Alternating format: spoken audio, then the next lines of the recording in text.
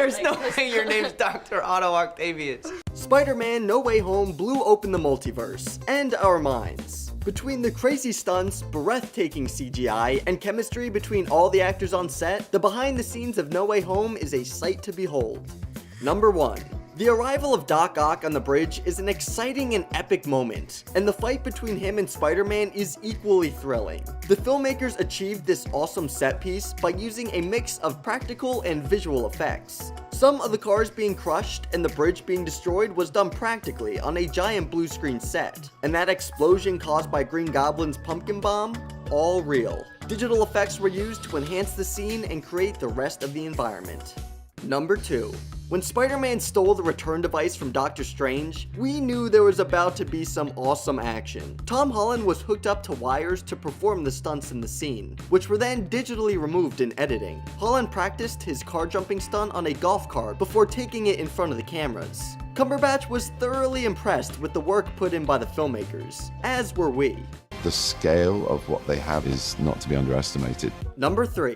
Did you know that Willem Dafoe is something of a stuntman himself? Dafoe was adamant that if he was going to reprise his role as the iconic Green Goblin, he was to do as many of his own stunts as possible. I don't want to just pop in there. I want to do the action because that's fun for me. During the Spider-Man Green Goblin fight scene in the apartment building, they actually broke through multiple levels of flooring. The set was built specifically for this stunt, with blue screen lining the halls for the CGI to fill in the rest of the building.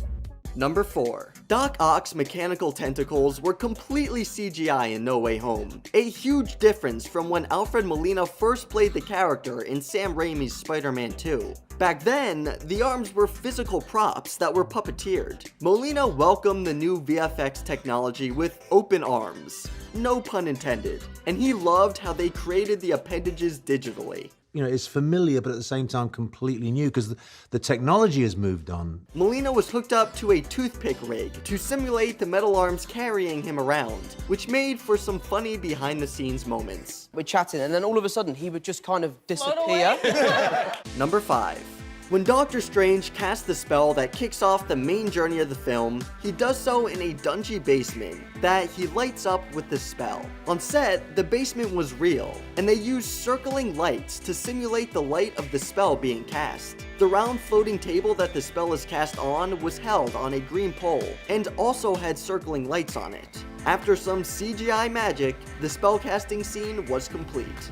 Number 6. Tom and Zendaya spent a lot of time in this film falling from heights. One of their falls had them jumping off of a very high up blue platform while attached to a wire. That platform would later change into a metal beam high up in the New York City air with the help of CGI. But that jump was very real. I mean, I don't love heights, but I've learned to over, the last 6 years playing this character.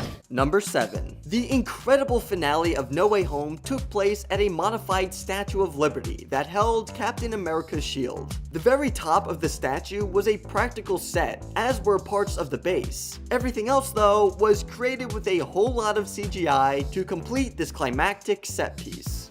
Number 8. That angry mob that is present when Peter and his friends are going to school? Very real. The rest of the world? Not so much. CGI was used to create anything in the surrounding area that wasn't the school. You may be wondering why they would go through all that trouble. The answer is, this movie was shot in Atlanta, Georgia, not New York. So any scenes with New York landscaping in the background was 100% CGI. We down here in Georgia, baby. Down here in Georgia. Number 9. It's such a simple scene that takes place in a coffee shop. How can there be CGI? Well, it's because of what we just explained. Since filming was done in Georgia, CGI had to be used to properly replicate New York City. So the inside of the coffee shop is real, but outside the windows were giant blue screens where the New York City street would be added in post-production. It would have been so nice for them to go to college. Number 10. I don't think it will surprise anyone to learn that the mirror dimension is completely created with CGI. However, some parts of the trippy sequence were filmed on practical sets. Spider-Man doing a flip onto a warping building was Tom Holland actually performing that move on a beam. And the subway trains that were flying through the Grand Canyon were shot using a small train set piece, with Tom Holland and Benedict Cumberbatch performing on top of it. Now, if only we could figure out how Spider-Man did all that math so quickly. We have nothing but admiration for every single person that brought Spider-Man No Way Home to life. The amount of detailed CGI throughout the film is an impressive feat, and earned the film an Oscar nomination for Best Visual Effects. Which scene do you think had the best CGI? Comment down below and let us know.